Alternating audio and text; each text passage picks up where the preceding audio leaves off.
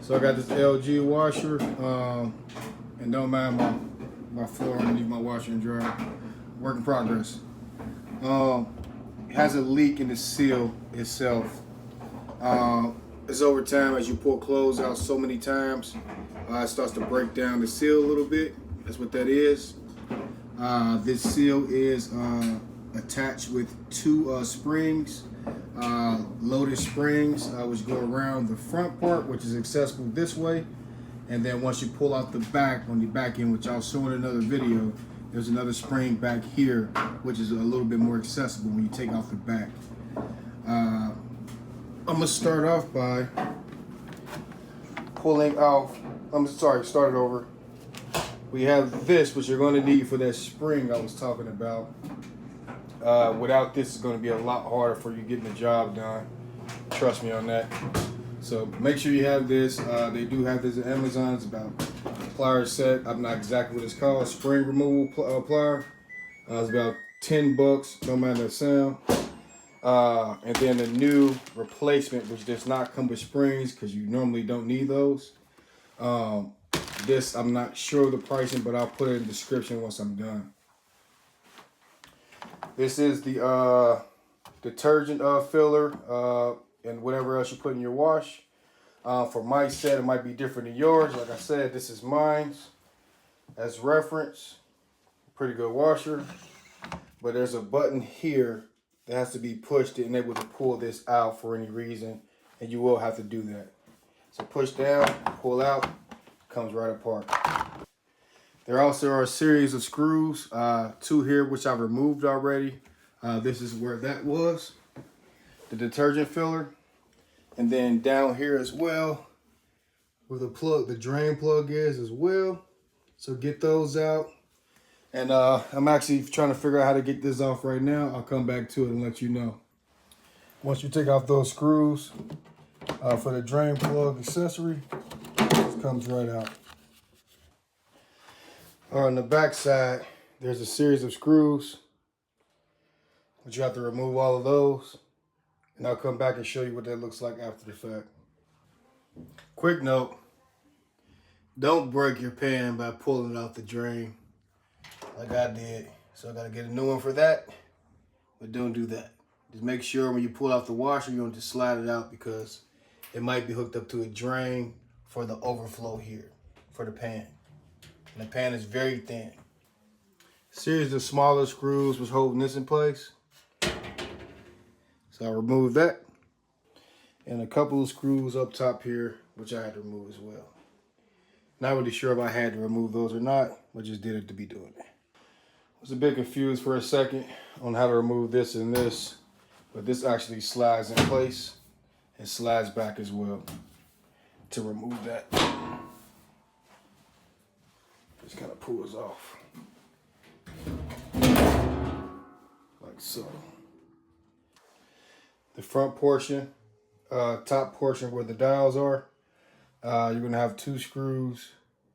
Well, I see one here holding it in. You're gonna have a screw holding it in here into this bracket, and then a series of clips here. So I ended up just laying this here because I didn't want to mess up the wires. Hopefully that's okay. Let's see what we got.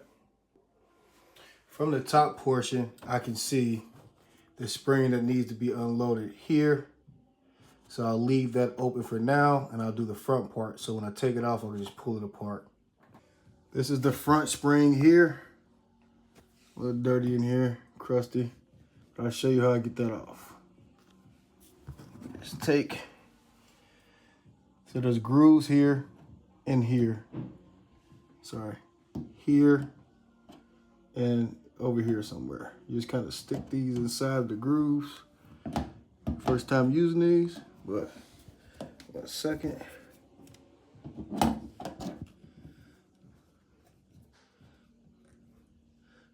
right, so when you squeeze these, it spreads apart.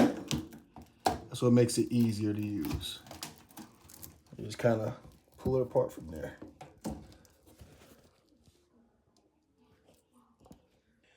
This is what the spring looks like here, and this is what holds the grommet in place.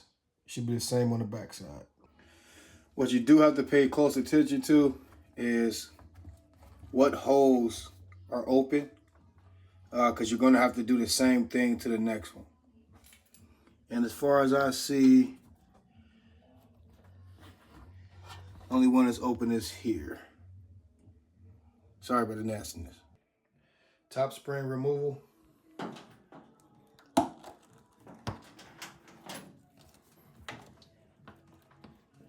I'll be right back. So this front spring is off now. Back spring is loose. Just kind of pull it off. If you're wondering why I'm dealing with this dirty wash without wiping it off, it is my wash at my personal house. So get this pulled out. That came out, which. Okay, I'm back. I didn't break anything. This is a clip that you probably took off beforehand.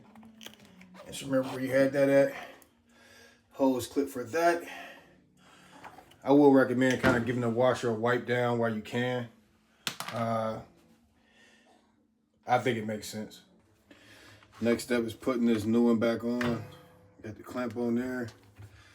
I took the other clamps apart, so I don't have to worry about that.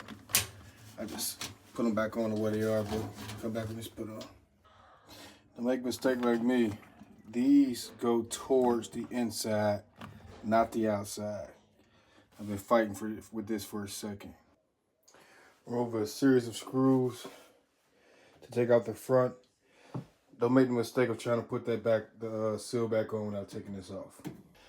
This is what you want it to look like when you start reinstalling. So you can get quick access here, you can clean everything out, and you can actually push up really easily on here. Yeah, way easier to put the back part on while this part is off, which I put back on now. Trust me, and put some Dawn liquid soap on there around the ring on the back side. It's gonna be way easier and it'll make a lot more sense to you. One thing you should be aware of though, there's an arrow back there which you want to keep straight up and down on this lip. You can't see it right now, but it's up here. Make sure that stays straight up and down because it's supposed to be that way. Now you just go and rewind and put everything back the way it was. If you have the pan drip, this goes to the floor. Obviously cut that out. I do mine with a razor, but you can get a hole saw for the right size and it's universal. Let it run with no leaks.